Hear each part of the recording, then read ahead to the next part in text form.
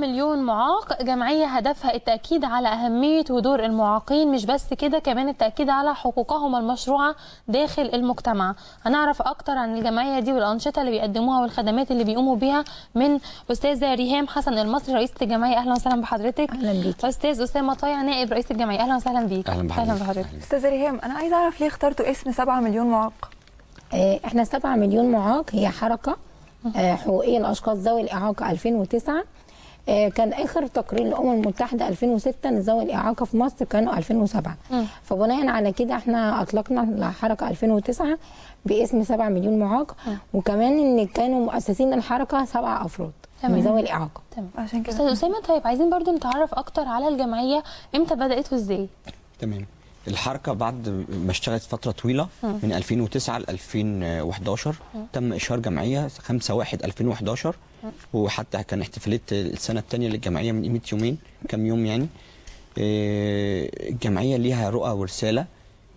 بنشتغل، كان أيامنا كان حركة بتشتغل على الجانب الحقوقي فقط، لكن لما تحولنا جمعية بقينا نشتغل على اتجاهات أخرى، بقينا نشتغل على تنمية ذوي الإعاقة ورفع كفاءتهم وبناء قدراتهم.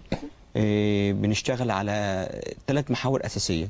المحور الأول المحور الحقوقي، ده الأساسي اللي هو كان خاص بالحركة، وبعد كده بنكمل فيه، وده خاص بالدولة والحكومة والأنظمة، بيبقى ليه عدة اتجاهات. والمحور الثاني بيبقى خاص بذوي الإعاقة أنفسهم، من بناء قدرات وإعداد كوادر ودمجهم في المجتمع بالشكل ده.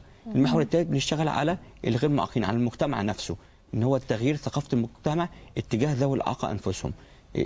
الثقافه او الصوره الذهنيه المرسومه عند الاشخاص الغير معاقين، الصوره الذهنيه اللي عندهم بنحاول نغيرها بالصوره اللي احنا بنقول ان الشخص ذوي الاعاقه ده شخص عادي، ممكن يكون ناجح، ممكن يكون عادي جدا، ممكن يحقق اي حاجه ما دام غيره قدر يحققها. مش سوبرمان ومش حد بركه او هزيل او ضعيف، لا هو شخص عادي جدا، له استقلاليه وليه خصوصيه وليه كل حاجه لاي شخص تاني غير معاق. طيب أستاذة ريهام، احنا ممكن نتكلم عن جانب، ممكن مثلا نبدأ بالجانب الحقوقي. هل ممكن تكلمينا أكتر بتشتغلوا عليه إزاي؟ احنا من 2009 كان لينا اتجاه حقوقي بالتعبير عن حقوق ذوي الإعاقة في الشارع المصري من خلال المسيرات والوقفات الاحتجاجية والاعتصامات من 2009 ولغاية ما احنا موجودين دلوقتي. احنا ده أكتر وسيلة للضغط للرأي العام للاعتراف بحقوق الاشخاص ذوي الاعاقه. احنا كنا بنطالب بحاجات من اولها تفعيل الاتفاقيه الدوليه، يكون لنا قانون يحمي حقوق الاشخاص ذوي الاعاقه، يكون ذوي الاعاقه مشاركين في المجتمع، في الحياه السياسيه وفي القوانين، في المجتمع بشتى جوانبه. يعني احنا لنا حقوق كتير جدا مهدره ومسلوبه مننا من سنين. أما حقوق العمل، تفعيل نسبة 5% اللي غير مفعلة بشكل حقيقي. عندنا مشكلة التأمين الصحي والعلاج والرعاية الصحية والأجهزة التعويضية، مشكلة الإسكان والمواصلات، الإتاحة، الشوارع، كل حاجة. احنا لينا مشاكل في كل جوانب المجتمع. فاحنا بنطالب وطالبنا كتير جدا المسؤولين من قبل الثورة وبعد الثورة، بس بنواجه مشكلة كبيرة هنا في حقوق ذوي الإعاقة، ان الاستجابه بتبقى استجابه من منطلق شو اعلامي، مش من منطلق ان هو بيعترف ان هو بالفعل هيدي الحقوق دي ابدا. احنا قرينا تصريحات كتيره جدا مع المسؤولين الرئاسه الموجودين حاليا. احنا كنا برضو من ضمن افراد الاعتصام اللي كنا عاملينه في 10/10. طب حضرتك شايفه ان المجلس القومي لذوي الاعاقه طبعا تم انشاؤه بعد الثوره مش بيحقق لكم مطالبكم، او يعني ما فيش حد فيه من المسؤولين يهتم بمطالبكم؟ لا، هو الحقوق لحد الان لم تفعل على المستوى العام لكل ذوي الاعاقه، حتى بانشاء الكيان او المجلس القومي. هو لحد الان ما فيش اي حق وصل لذوي اعاقه في بيته. ما فيش قانون اتفعل نسبه 5%. احنا طالبنا فيه تفعيل نسبه 5% والتامين الصحي، الرعايه الصحيه، طالبنا بكل ده. قابلنا رئيس الجمهوريه وقابلنا ناس كتير. الاستجابه بتبقى بس منشطات في الصحافه ان الرئيس قابل المعاقين او الوزير قابل المعاقين وهيستجيب للمطالب. بس لحد الان ما فيش حد على جمهوريه مصر العربيه خد وظيفه مثلا من حقه. القانون نزل، القانون ما نزلش، ما اتفعلش. طالبنا كمان بالماده الدستور نزلت بشكل رعائي، ليست بشكل حقوقي. احنا مهمشين في جميع جوانب المجتمع، ودي مشكله احنا بنعاني منها يعني. استاذ اسامه، طيب قولي عن الحوار اللي حصل بينكم وبين الرئيس، ممكن تكلمني عن تفاصيله اكتر؟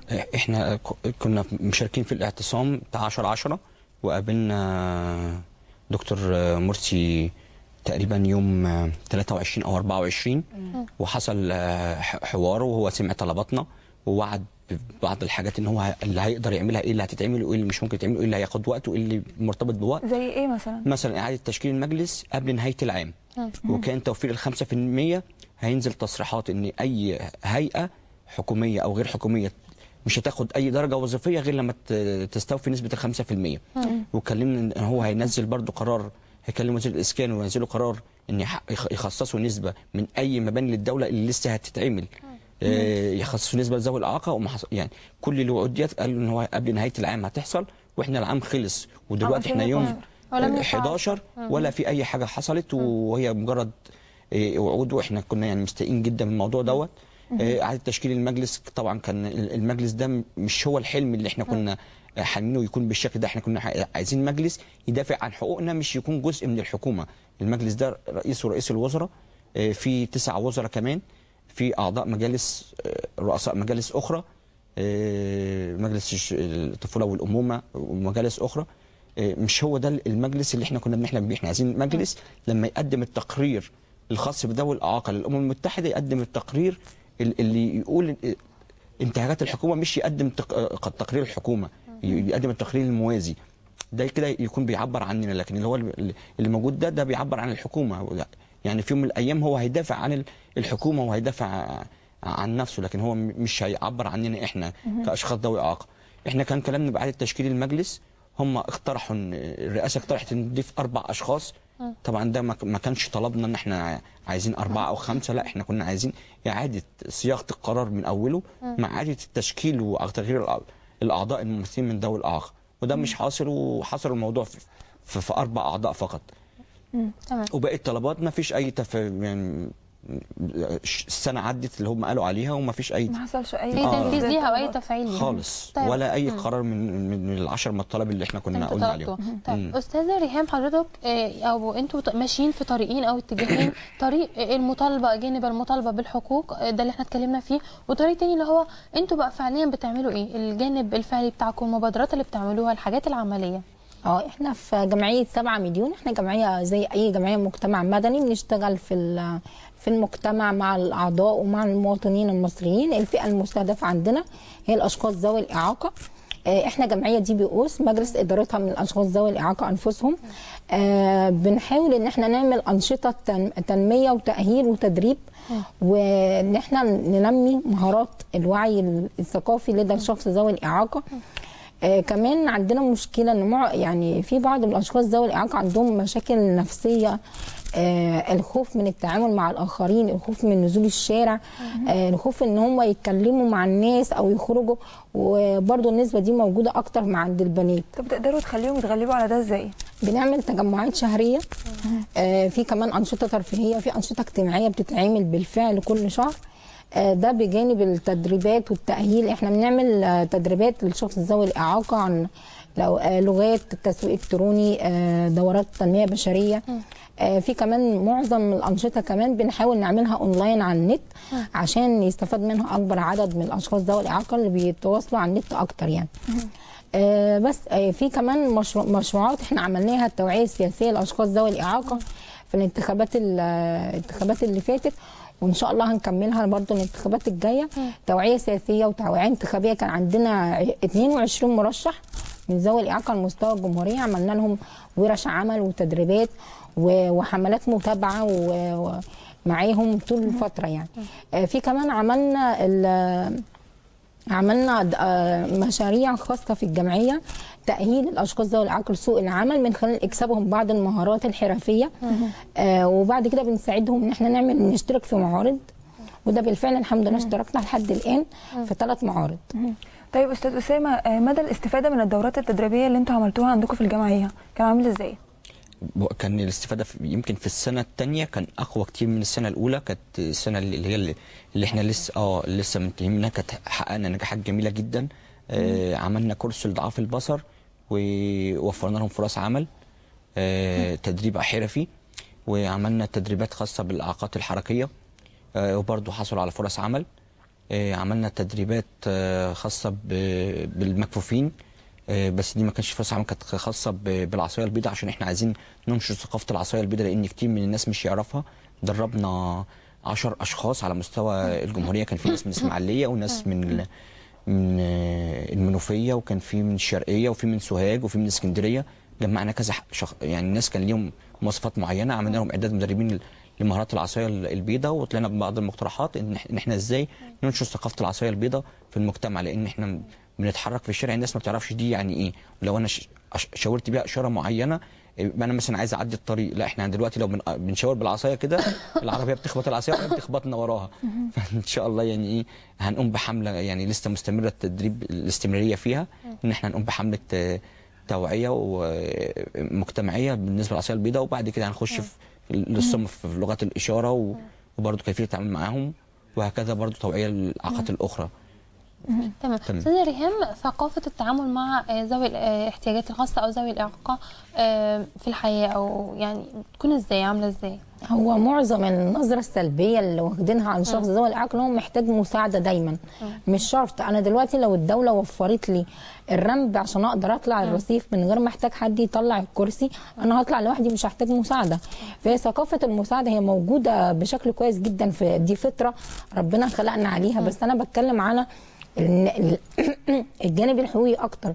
انا من حقي ان انا امشي في شارع ممهد، من حقي ان انا وسيله المواصلات تكون متاحه ليا، الكرسي يقدر يطلعها، ساعتها مش هحتاج مساعده من حد. نظره العطف والشفقه اللي موجوده عندنا هي نظره مش بتأدي الهدف. يعني انت بس مجرد ان انت هتساعديني مره، بس انا ليه الدوله تخليني محتاج دايما للمساعده؟ ليه؟ دي مشكله كبيره جدا. احنا عايزين نعتمد على نفسنا. حتى الماده الدستوريه اللي نزلت ان الماده تنص على تلتزم الدوله برعايه. احنا مش عاوزين رعايه، احنا اشخاص كاملين الاهليه، مواطنين من الدرجه الاولى. زي ما بنطالب بحقنا، احنا علينا واجبات معترفين بيها ان احنا نعملها على اكمل وجه. فاحنا مش عاوزين نقطه التمييز السلبي لاشخاص ذوي الاعاقه. احنا عاوزين نفعل الملايين الموجوده في بلدنا يبقوا طاقه انتاجيه، طاقه ايجابيه اكتر. بالعكس، ده انا هفيد بلدي وهفيد وطني وهفيد المجتمع اللي انا عايشه فيه. طيب استاذ اسامه، ايه المشاكل اللي بتقابل الجمعيه؟ المشاكل اللي بتقابل الجمعيه، احنا كاشخاص مجلس الاداره واللي قائمين على الجمعيه من اشخاص ذوي الاعاقه، وقمنا بالجمعيه. اكبر المشاكل اللي بتقابلنا المقر. مش عارفين يبقى المقر فين. احنا عايزين المقر يكون متاح للاشخاص ذوي الاعاقه بكل الاعاقات، يكون مثلا قريب من وسيله المواصلات، ويكون دور ارضي، على اساس ان الاعاقات الحركيه اللي عندها كرسي تقدر توصل له بسهوله، ويكون في على الاقل قاعه تدريبيه. ده معيق من ضمن المعيقات. احنا ما كناش مدربين على كيفيه اداره الموارد الماليه للجمعيه. يعني احنا كنا في الاصل حقوقيين، فبرضه حكايه الموارد الماليه ديت كانت مشكله كبيره قبل الجمعيه، لكن بنحاول نتخطاها لان احنا بنشتغل بنفسنا كجهاز تنفيذي في الجمعيه وكمجلس اداره وكجمعيه عموميه. احنا كاشخاص ذوي اعاقه بنرسخ برضه فكره الدمج مع غير المعاقين، بس هم بيجوا معانا في بعض الايفنت او الحاجات كمتطوعين، لكن الاساسي كرسم خطط وسياسات وتنفيذ اساسي هو خاص بالاشخاص ذوي الاعاقه انفسهم. من الحاجات اللي بنقابلها برضو المجتمع مش يعني لسه برضو ثقافه المجتمع زي ما قالت الاستاذه ريهام مش متقبل. يعني انت هتقدر تعمل الشغل ازاي انت كذو اعاقه؟ ممكن ما بيقتنعوش بينا قوي. يمكن لما واحد يروح يكلم رجل اعمال او حاجه بيكلم واحد غير معاق بيقتنع بفكرته، لما نيجي نكلمه احنا ممكن يقول يعني مش بيقتنع، او انتوا هتقدروا تعملوا ازاي؟ رغم ان احنا بالفعل اثبتنا في بعض الحاجات كتير جدا ان احنا قادرين نعمل. كان عندنا مرشحين في مجلس الشعب، كان عندنا ناس وصلوا درجات، انا بتكلم كذو اعاقه مش كجمعيه 7 مليون، كذو اعاقه ناس وصلت درجات عليا في الدوله، درجه الدكتوراه، في اطباء، في وزراء. يعني مثلا طه حسين كان وزير، في درجات كبيره جدا في الدوله قدر يوصل لها ذوي الاعاقه. ولو تابعنا جمعيه 7 مليون احنا حبينا نوصل رساله للمجتمع ان احنا نقدر نعمل حاجه. لو حد كان تابع الحفله احتفاليه 7 مليون اللي هي كانت من 3 ايام، احنا كان في احتفاليه تقليديه في البدايه، كان فيها محاضره تنميه بشريه، كان فيها موسيقى، كان فيها ناس بارزه وناجحين في المجتمع. لكن الجديد في الموضوع ان احنا كنا سمعنا عن استغاثه من مستشفى سرطان في استغاثه ما عندهمش دم، فاحنا قلنا لازم نشارك في الموضوع ده ونكون داعمين للموضوع ده احنا كاشخاص ذوي اعاقه. فاتصلنا وجبنا عربيه دم والغريب في الموضوع والجميل ان كان في نسبه ناس متبرعه من ذوي الاعاقه كبيره جدا، وكانت اغلب الناس حابه تشارك. استاذ اسامه، احنا فعلا فخورين بالنموذج اللي زيكم، واحنا معاكم خطوه بخطوه. يعني بجد بجد مش عارفه اقول لكم ايه، يعني بجد انتوا نموذج مشرف. اشكركم جدا. ميرسي ليكم، شكرا جدا. شباب، كل اللي بيحب فن التصوير ولا جميع محبين فن التصوير، خليكم معانا الفقره الجايه.